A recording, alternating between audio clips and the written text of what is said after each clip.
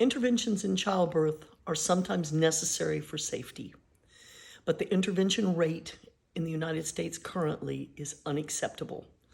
There are multiple reasons for this. Some of them are that there are so many people giving birth that many of the hospitals in metropolitan areas are overwhelmed and their staff are overwhelmed, and they have to kind of come up with an assembly line process in order to make everyone fit.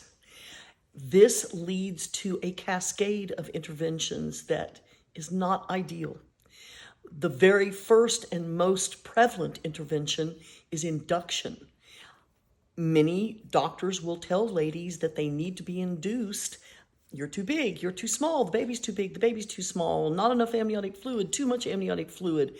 I'm going out of town. But that's okay. There'll be somebody there attending you that you've never met before. No, I want you. Well, then you need to come in on Tuesday. You don't want to be pregnant anymore, do you? Aren't you miserable? Yes, they're miserable. And so they acquiesce to an induction, which sounds like a great idea. I can have my baby right when I want. Babies are supposed to come at the time of their choosing.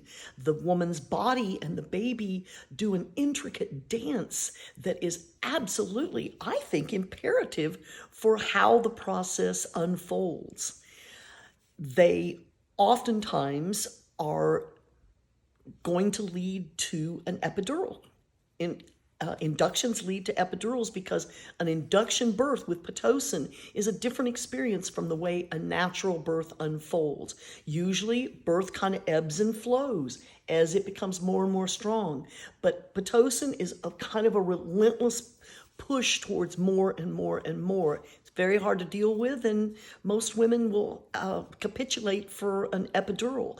Epidurals have their own consequences that are not discussed often enough. But one of the big ones is that it slows things down.